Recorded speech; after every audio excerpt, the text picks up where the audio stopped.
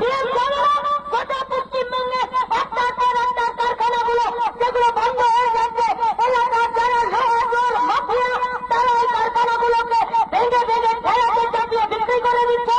DM को पता नहीं है कि यहाँ पर सारी रोड पर पुलिस पैसा लेता है।